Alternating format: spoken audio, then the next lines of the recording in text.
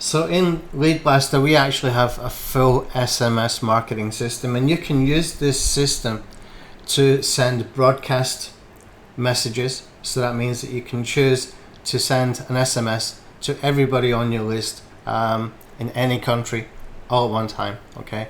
Or you can do like an email autoresponder where you can do drip sequence messages, where you could send one on Monday, one on Tuesday, one on Thursday, one on Saturday, one on Sunday, for example, and have it all lined up beforehand, and it would just automate sending those messages. So if somebody comes into your list, they would go through a sequence. So you can do it like that as well. Okay, so it kind of works like email marketing.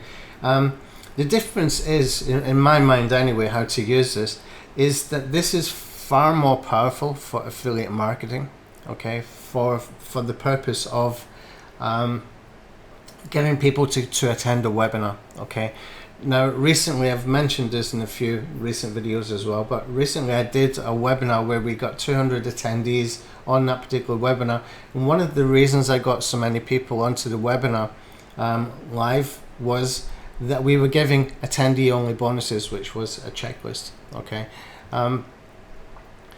By having those 200 people, that I got more people exposed to that particular product, and because the presentation was done professionally, and because the presentation or the presenter was good at closing, we did 13,000 affiliate commissions on that particular webinar, okay. So that is really, really powerful, and we know that LeadBlasta can build lists into the thousands. Right now it's about 2,500 for the YouTube SEO checklist, for example. And we know that, you know, just to get 10% of those to open an email is not unusual. What we can also do is we can also request a telephone number at the same time as we asking them for an email when we have that opt-in lock.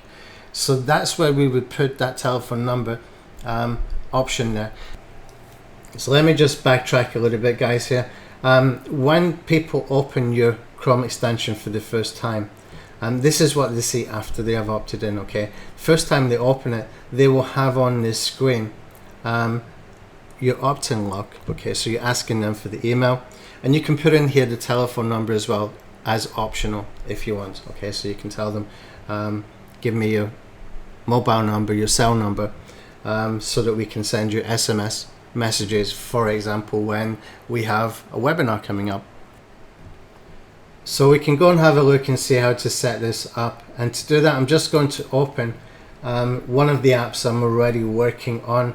And any app that you're working on, you can just come over here to where it says actions and click on the actions, and then you can click on the email subscription settings, okay. When you click on that, you will have some settings that you need to do. So you can click here to get your accounts, and this will find your email accounts, etc., and you can choose the list from your email accounts, okay, for example like this. Here we've got a call to action. Here you've got a redirect link, and this is kind of handy because you can do what I've done here. I'm just testing with an affiliate offer, because this is a YouTube SEO checklist, but how to get more video views on YouTube. Then this one is a good offer to put there. I haven't checked the stats on that. I need to do that quite soon. But it's only been up there for a couple of days.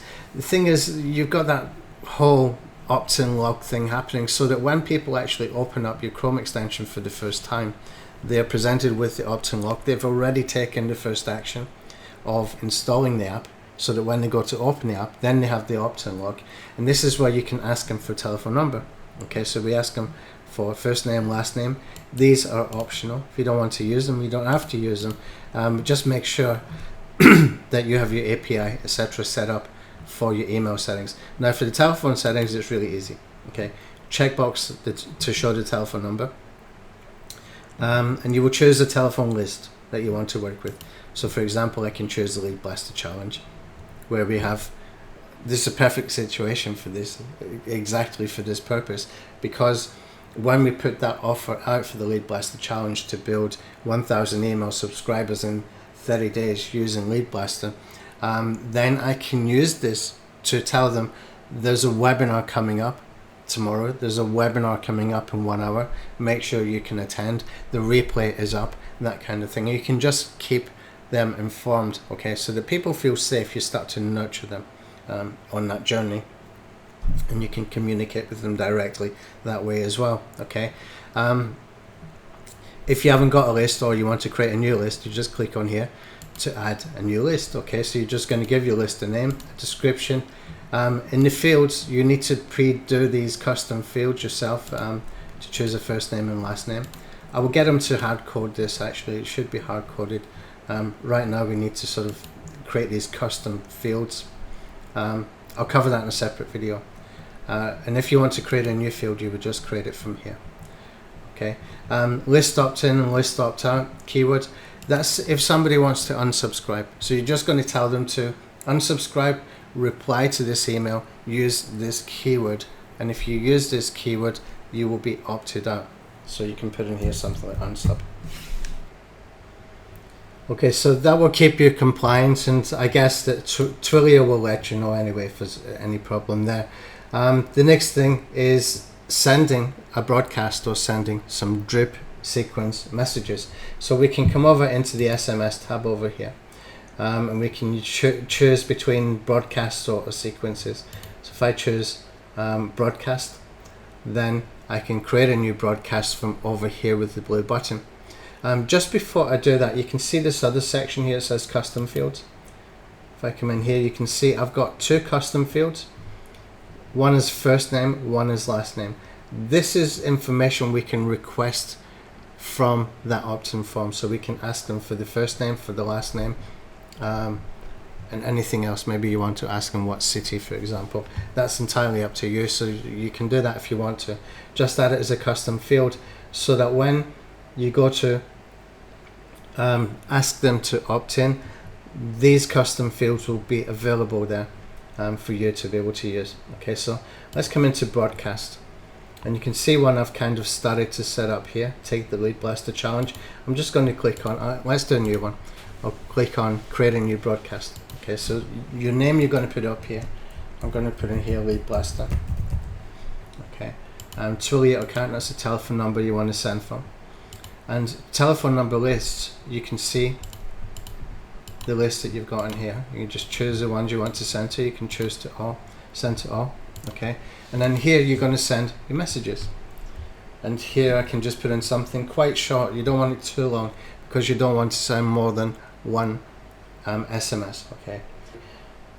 Take the LeadBlasta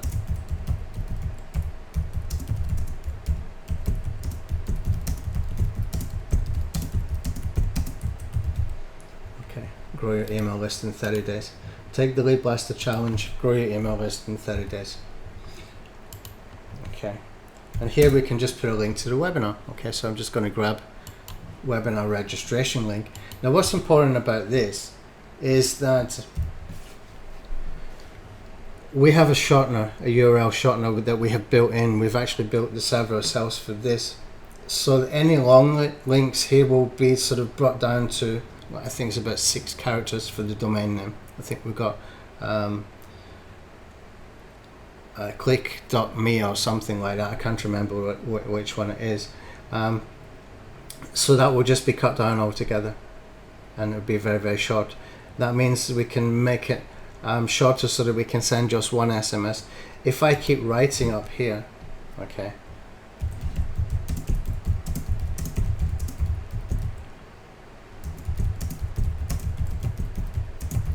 you can see that we start to go into 2 SMSs. It will tell you how many SMSs.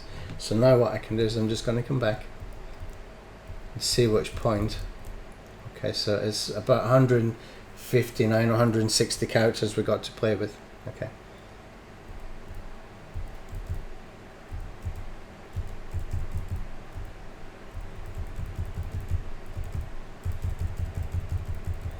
There we go.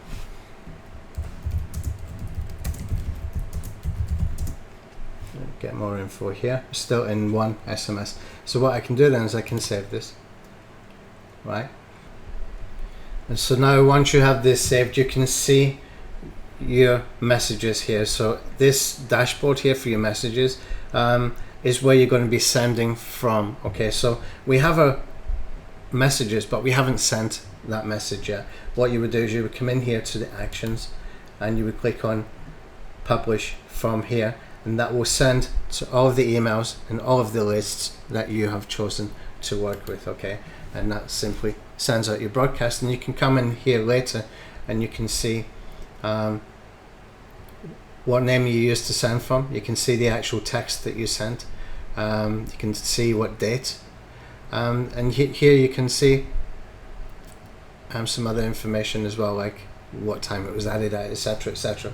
Okay, so this is just nice and easy way that we can send out those broadcasts, so that you can get those messages out, and so that you can, you know, basically get people to take an action that you want them to take, like get them onto a webinar, etc.